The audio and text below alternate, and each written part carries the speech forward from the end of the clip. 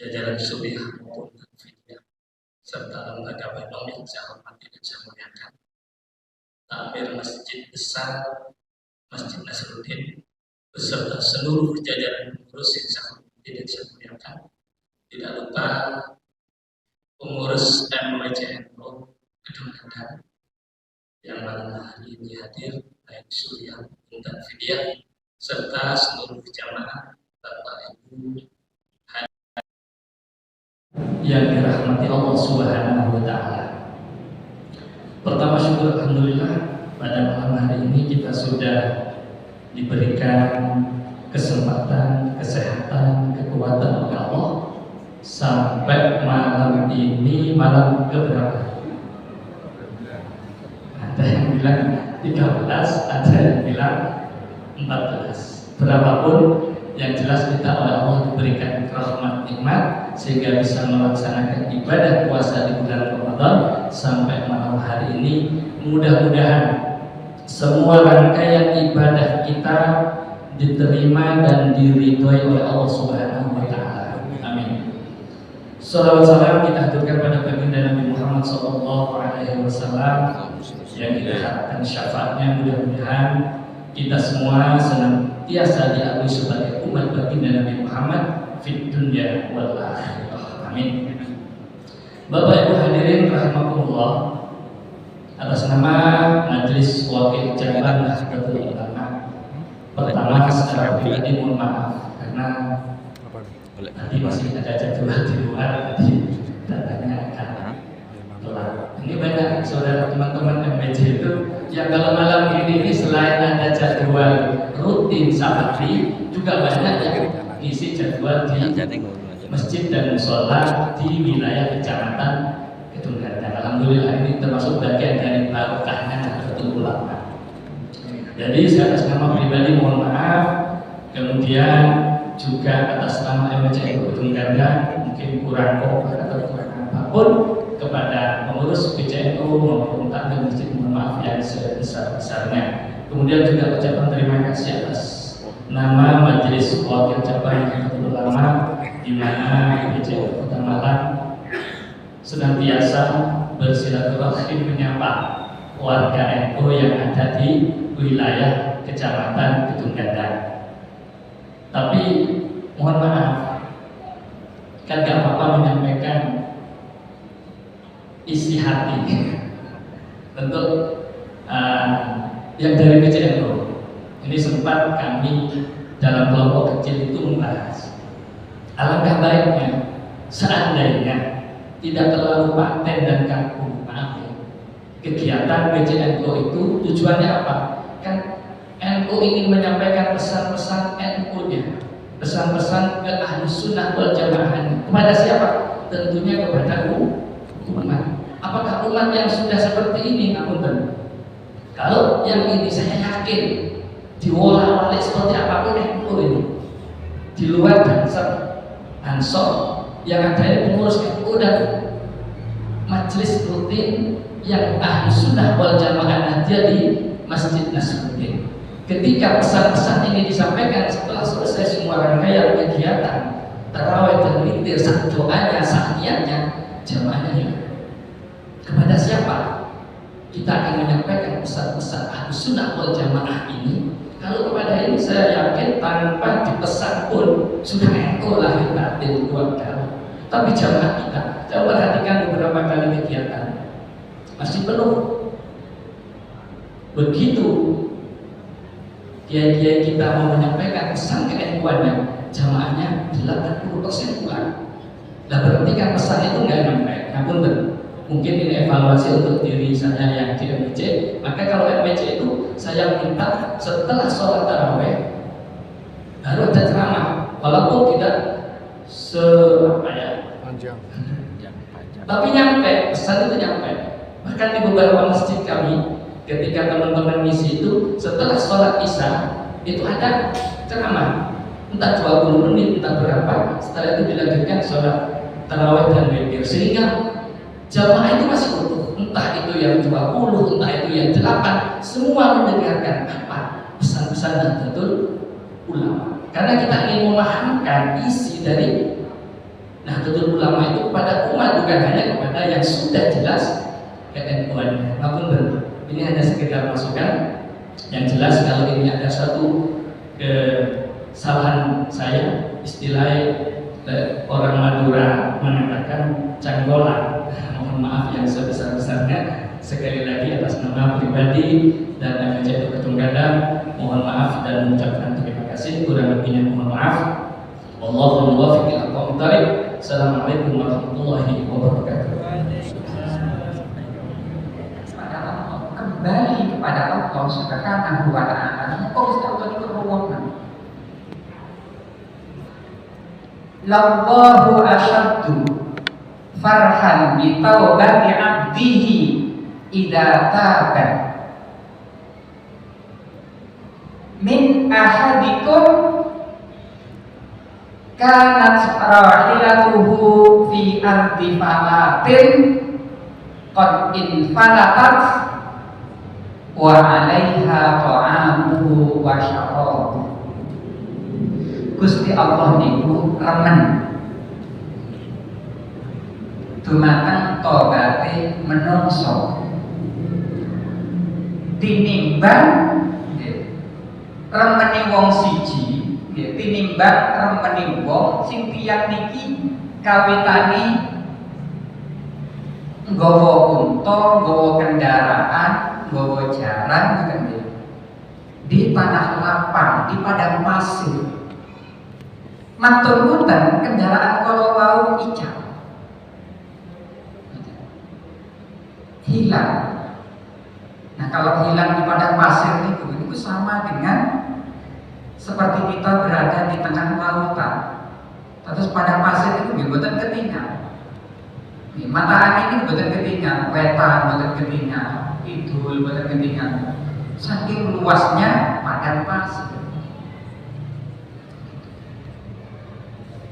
Nah, orang ini kehilangan kendaraannya dan bekalnya itu ada di atas kendaraan baru. Jadi makanannya, minumannya, wonten itu boleh wonten. Akhirnya yang kalau wau fa'ata syajaratan wa dhaya'a fi dhilliha. Saking putus asa itu yang kalau wau, orang tersebut kemudian mencari sebuah pohon. Dia mendekat kepada pohon itu, kemudian dia ngiyup berlindung pada pohon tersebut. Mantur ngoten nggih, keturun.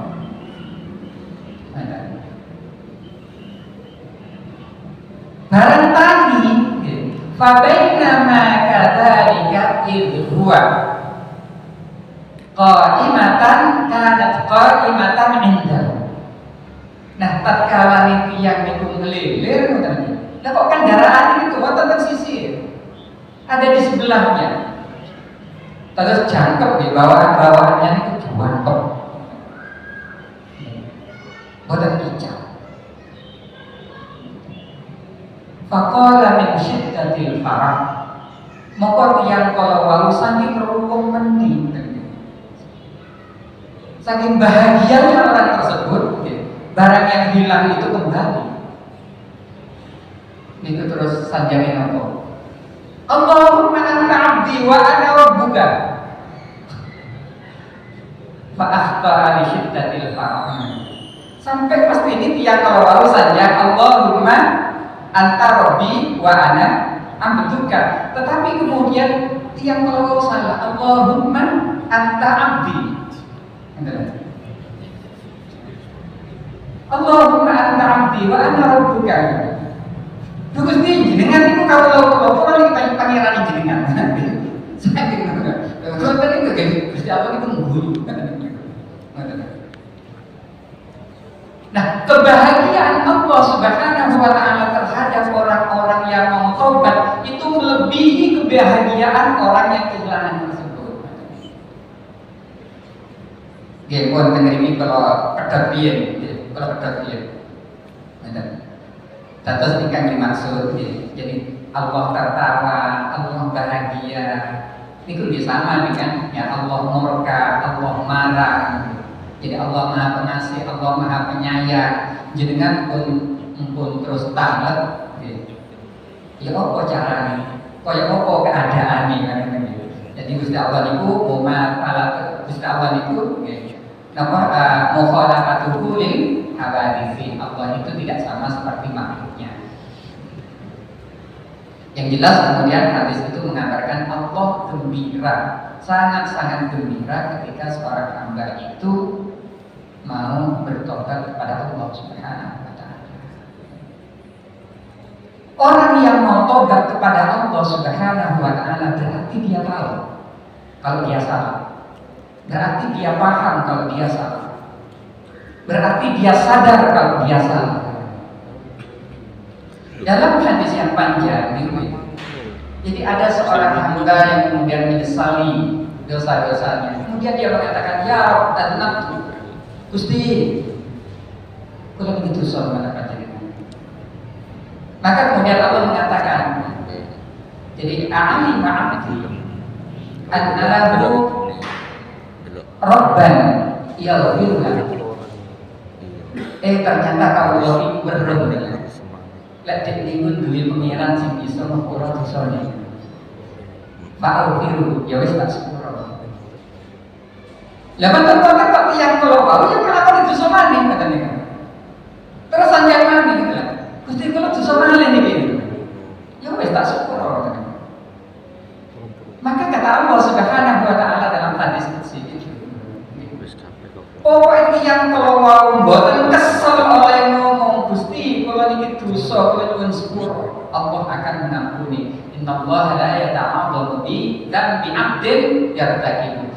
Allah itu tidak pernah merasa keberatan kegedean dosa menungso niku nggih sampai kemudian Gusti Allah gak sanggup ngapura. Mboten nanti. Itu Allah Subhanahu wa taala. Nah karena itu ketika seseorang menyadari kesalahannya kemudian memohon ampun kepada Allah, artinya orang tersebut menyadari bahwa dirinya sudah berada pada keadaan yang jatuh. Milo. Jadi bahasanya orang yang melakukan kemaksiatan, dosa itu kan jatuh ke dalam lumpur dosa, jatuh ke dalam kubangan kemaksiatan, kan jatuh. Napa water nih jatuh naik kepada kemaksiatan. Munggah derajat kan betul-betul jatuh.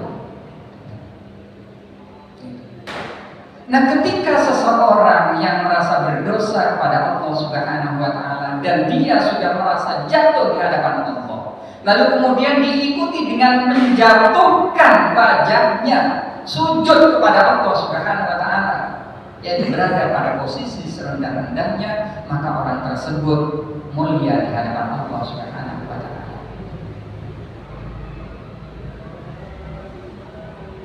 Jadi orang yang menyadari akan kesalahan, akan dosanya, niku mulya wonten pengarsan Allah Subhanahu wa taala.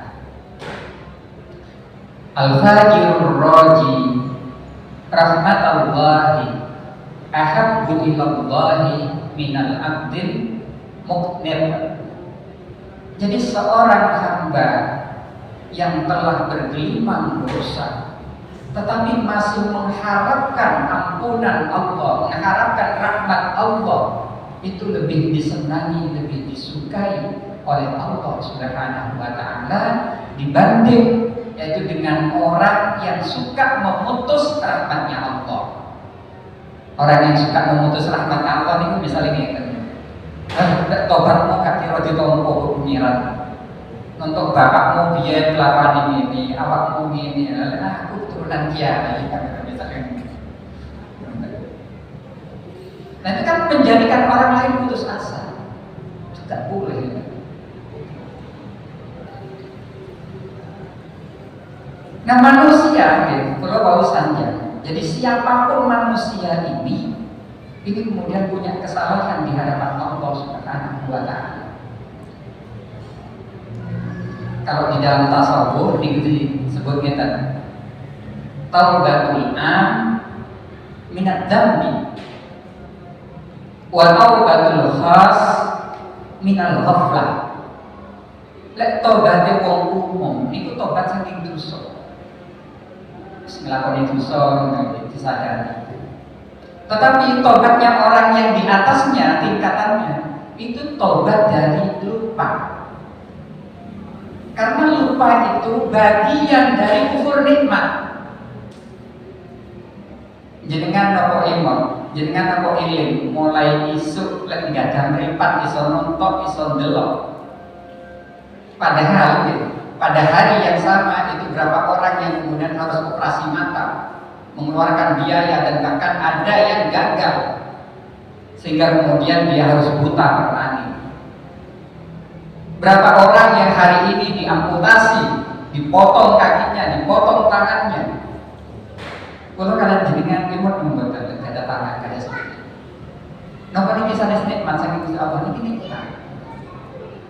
Jadi la in syakartum la azidannakum wa la in kafartum inna adzabi lasyadid.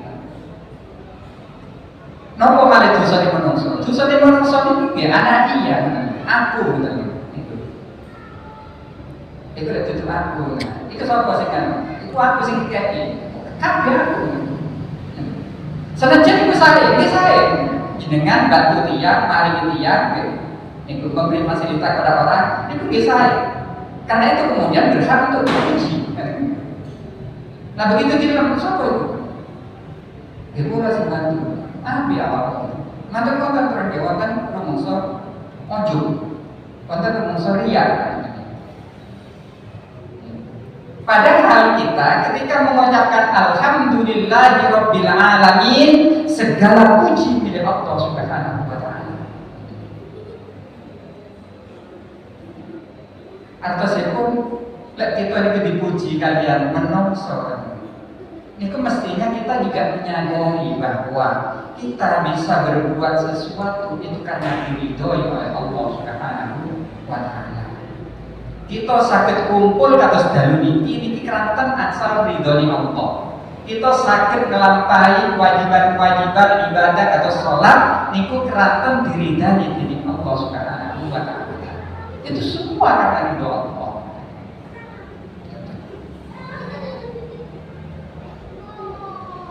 Kalau kalian panjenengan rumiyin pun di antara ridho niku Gusti Allah ngridhoni kita rumiyin mantul motor terus kita ridho kepada Gusti Allah. Nopo kita ingkang ngridani Gusti Allah riyen, ridho kalian keputusan Gusti Allah riyen, nembe Gusti Allah mati ridho.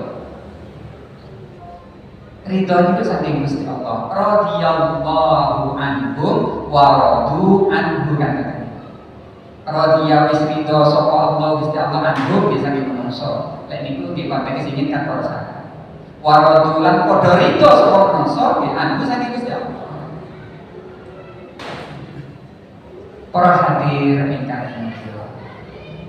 Terus kita niki kalau ingin menggapai kebahagiaan yang sesungguhnya, maka hendaknya kita yaitu menyadari bahwa kebahagiaan itu tidak akan hadir, tidak akan bisa digapai oleh manusia kalau manusia itu tidak memiliki kesadaran bahwa kebahagiaan itu datang dari sebuah kebaikan.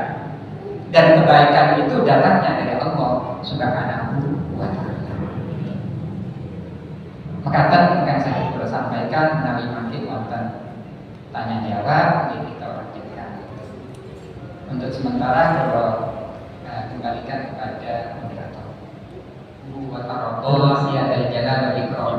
Allahumma inna fi hadhihi al-lailah wa fi kulli lailatin min layali Ramadan mutaqa'aka wa umana'aka wa tulaqa'aka wa ujara'aka minan nar faj'alna wa ahlana wa aba'ana wa ummahatina wa hujatana wa jaddatina wa amamana wa ammatina wa akhwalana wa khalatina min mutaqa'ika wa umana'ika wa tulaqa'ika wa ujara'ika minan nar ya ilahil alamin. Rabbana atina fid dunya hasanah wa fil akhirati hasanah wa qina adzabannar. Wassallallahu ala sayyidina Muhammadin